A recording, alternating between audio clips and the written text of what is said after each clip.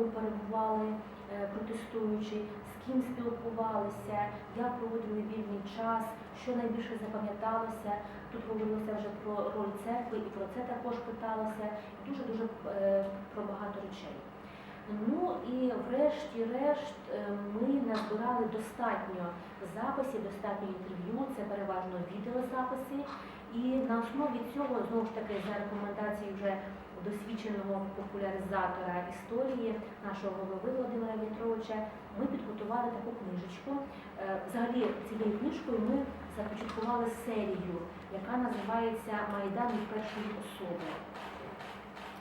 І цей збірничок, який називається «45 історій Революції Гідності», він є стартовим випуском цієї серії. Ми відібрали фрагменти, не повністю ми подавали інтерв'ю, звичайно, перед цим розшифрували, подавали фрагменти і відібрали найбільш цікавіші, найбільш емоційніші, найбільш змістовніші розповіді. Ішли за таким принципом, щоб показати, як розгортався Майдан. Ну, зокрема, тут можна побачити умовно всіх учасників, яких ми опитали, ми розділили на категорії. Першими подали, наприклад, журналістів, які закликали виходити на Майдан. Потім студентів, які підхопили цей заклик, і до розгону, відомого розгону у ніч на 30 листопада, вони були рушійною силою цього протесту. Потім ми позначили правозахисників, чия діяльність знадобилася для того, щоб допомагати тим студентам і взагалі потерпілим від розгону 30 листопада. Потім координатори, які включилися, менеджери, можна так сказати, координатори, менеджери, які включилися вже після першого віче, першого мільйонного віче 1 грудня, коли потрібно було облаштовувати побут, ставити намети, налагоджувати інформаційну службу, волонтерство і так далі, так далі. Ми намагалися тут запрошувати серед цього збірника і відомих людей, наприклад, журналістка Наталя Соколенко, знову ж таки, не оминали і політиків, хоча брали таких більш-менш нейтральних, бо не можна зовсім їх відключати, адже вони також будуть присутні на Майдані, і якщо зовсім їх забути, то це буде несправедливо. Також ми взяли інтерв'ю Оксани Забушко, у відомого після Майдану журналіста Андрія Ярмоленка і так далі. Але і зовсім є люди прості, які волонтерили, які знаходили час і приходили на Майдан. Наприклад, запам'яталася дуже така цікава історія Олени Греченюк. Вона, дізнавшись про наш проєкт, ми проводили радіопрограми на першому каналі Українського радіо, вона почула цю програму, зацікавилася, сама зателефонувала до нас і прийшла, і її розповідь, вона до сих пір зберігається в моїй пам'яті, бо людина сама зініціювала це, бо вона хотіла поділитися своєю розповіддю, і це дуже прекрасно. Тобто і люди самі ініціюють наші зустрічі, або ми самі телефонуємо до них, і до нас вони приходять. Вже другим випуском цієї серії «Майдан від першої особи» це вже минулорічна збірочка, вона називається «Мистецтво на барикадах». Це повноколірне видання. Ну, звичайно, про мистецтво не можна у чорно-білому друзі розповідати, і тому нам дозволили видати в такому форматі про ці спогади. Знову ж таки, за методом подачі різних точок зору ми рухалися при підготовці цього збірника. Запрошували і відбирали творчих людей різних жанрів. Письменників, поетів, карикатуристів, плакатистів, художників, фотохудожників, театралів, режисерів і так далі. Тобто, щоб різні точки зору були і різний досвід був представлений. І дуже цікаве ми зробили оформлення, зокрема можна показати, як подано назва розділу, от у вигляді таких ось наліпочок. які були дуже поширені на Майдані. І за зразком таких наліпочок, коли говорили, що Майдан – це нагодувати канапками беркутівців. То ми от придумали такий слоган. Майдан – це слово, тут зрозуміло представлені спогади людей словесного жанру, тобто є Майдан, Майдан – це музика, Майдан – це арт і так далі. Тобто з таким невеличким креативом підійшли до цього. Ну і, власне, ми від самого початку думали, що несправедливим є, що ми записуємо лише на базі свого інституту, до нас можуть приїхати і прийти кияни або мешканці Київської області. У квітні 2015 року ми зініціювали саме роботу у регіонах. Клопотати про те, щоб здобути якийсь грант, на той час було нереальним, тому що йшлося про потребу створювати музей Майдану, ну і взагалі про те, щоб вшановувати родину Героїв Небесної Сотні. Звичайно, щоб держава оплатила і цей історичний проєкт, мріяти було марно. Тому ми пішли, як сказав Олег Миколайович, за принципом пропозиції такої, щоб люди долучалися на добровільних засадах. У квітні 2015 року і дотепер відбуваються ці записи, і дійсно знаходяться люди, яким це болить, які переживають це, які близько зробили ці події і вважають за доцільне працювати в цій галузі, в цьому напрямі, щоб долучитися до збереження пам'яті про Майдан. Знову ж таки скажу, що дуже багато фахівців усної історії, науковців, викладачів відгукнулися, громадських активістів. Ми їм розіслали наші методичні рекомендації, програму опитування. Обов'язково кожен оповідач має підписати згоду письмову, поставити свій підпис за те, що він не заперечує проти оприлюднення цих записів. І ми ці згоди також долучаємо до документації, яка буде зберігатися в нашому архіві. Ну і десь із половина обласних телерадіокомпаній знайшла можливість, і ми дякуємо також і Полтавській телерадіокомпанії «Утава» за те, що вони допомагають нам в реалізації цього проєкту. Ми намагалися нашим партнерам регіональним запропонувати такі умови, щоб і їм було вигідно, не тільки вони для цього проєкту, не тільки щоб в Києві зберігалися ці архівні матеріали, а і вони могли використовувати їх для власних потреб. Тобто та програма опитування, вона слугує лише стрижнем, навколо якого відбувається спілкування, а вже сама картинка, як зручно журналістам, телевізійникам її будувати, власне, так вони і провадять її, щоб можна потім було використовувати у своїх власних проєктах. Власне, ми до нашого архіву, до Інституту національної пам'яті беремо лише копії. Повними власниками, першими власниками є оповідачі і ті, хто записують ці інтерв'ю.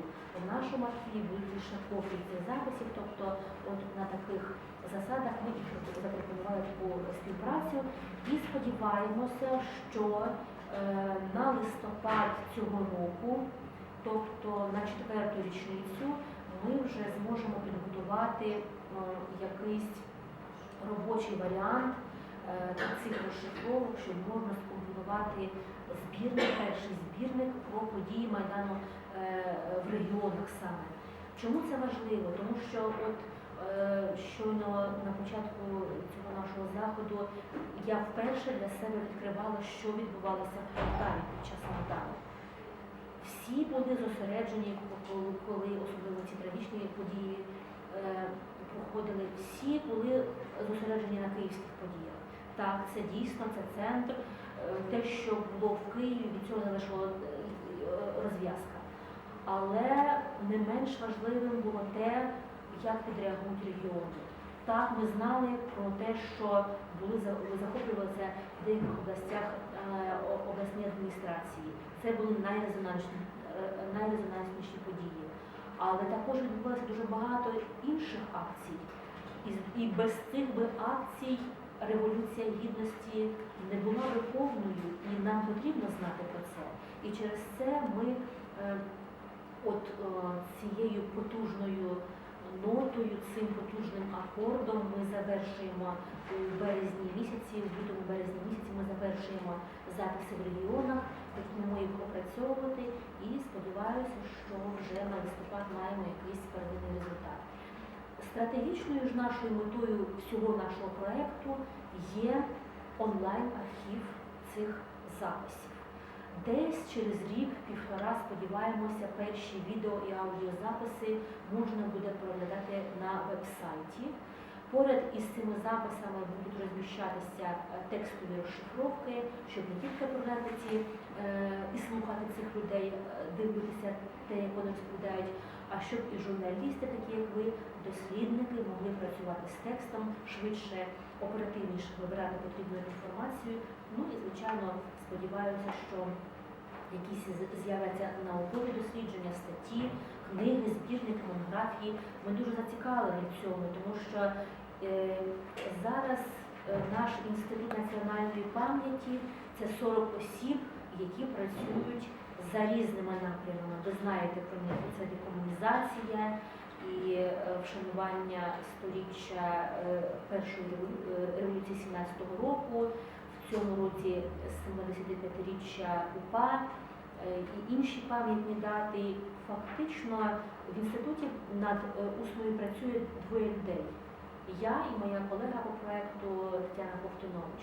Нас дуже мало, і через це неймовірна вдячність за те, що громадські активісти, телевізійники, журналісти допомагають нам в цьому. Ну, сподіваюся, що це буде великий внесок для збереження пам'яті про ці події, масштабні події. Дякую, пані Тетяно.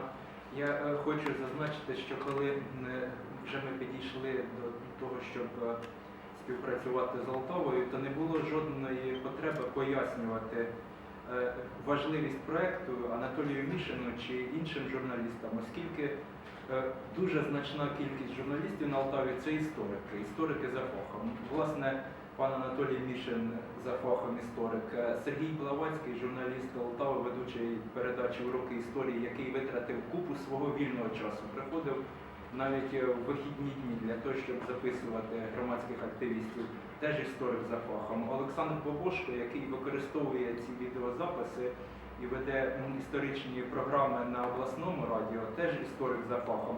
Це такий дуже приємний момент, що фактично ми порозумілися відразу. Я ще раз хочу подякувати ТРК Алтава і передати слово Анатолію Мішину. Дякую.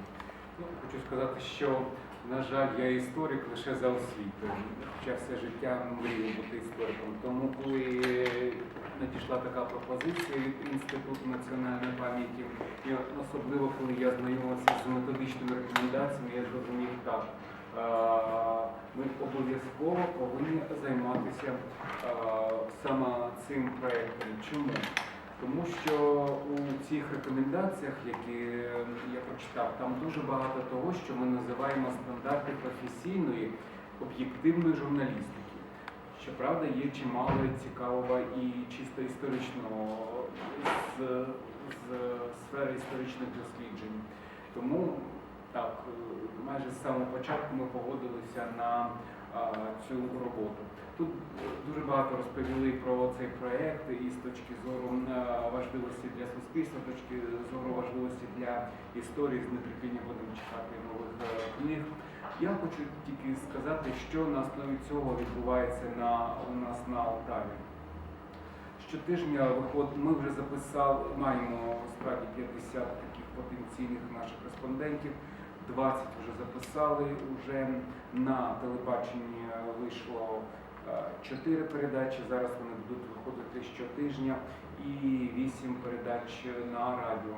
Передачі на телебачення – це уроки історії наші традиційні, щоправда, із додатком «Майдан. Усна історія». Відповідно, там і такий інтер'єр. Дуже добре, що ми телебачення маємо телевізійну версію. Чому? Тому що люди приходять, ми просимо їх приносити свої фотографії, будь ласка, приносити якісь артефакти. Ну, от на що звернув увагу Сергій Блаватський, ведучий саме телевізійної версії, що не так і багато фотографій, що люди там не дуже селфіли, скажімо так, тому що, ну, самі розумієте, яка була атмосфера, там не до цього було. Але ж ось, скажімо, Андрій Оліфіренко у нас записався от буквально сьогодні, буде у суботу в 22:20 і в неділю в 16 годині ці передачі. Там він продемонструє дуже цікавий артефакт. Не буду вам говорити, щоб трошки заінтригувати. Дуже добре, що у нас є інтернет-сторінка, там ми викладаємо всі студії ці програми. І я думаю, що вже наступного тижня буде, зокрема, і ця програма. Нова доба, Революція Гідності – це вже радіопередача Олександра Бобошка. Вже 8 передач вийшло, 15:45 вони виходять. Щотижня, будь ласка, теж, якщо хочете, слухайте їх, дуже цікаво. Телевізійна версія до 30 хвилин, хоча значно більше цього матеріалу записується, там до години. Ну, тут вже інститут пам'яті, я думаю, дуже ретельно попрацює, щоб жодного слова там не пропало. Ми маємо певні стандарти по хронометражу. Радіоверсія взагалі дуже приємна для тих, кого мало часу, 5 хвилин, і ви дізнаєтесь найголовніші моменти героїв цих передач. Справді, герой передач – це одна людина, яка розповідає про те, що вона бачила, що вона пережила. Причому справді дуже чудово, що фах цих людей такий, ну, дуже спектр широкий, від людини-прибиральниці до докторів наук. Дуже цікаво працювати над цим проєктом. До речі, він передбачає цей проєкт не тільки участь учасників Майдану, скажімо, які за європейський вибір виступали нашої України, а також багато, тобто не багато, на жаль, але є, передбачає цей проєкт і людей, які, скажімо, ну, умовно будемо їх називати антимайданівці. Так? Ну, відверто кажучи, залучити поки що цих людей дуже важко. Я думаю, з часом ми зможемо їх переконати, тому що точка зору у людей цих теж, ну, важлива, принаймні для того, щоб розуміти, чому дійшло в Україні саме до того, що відбувалося, зокрема, 18, 19 і 20 числа лютого у Києві і обласних центрах. Ну, власне, в мене все. Дякуємо. Будь ласка, запитання.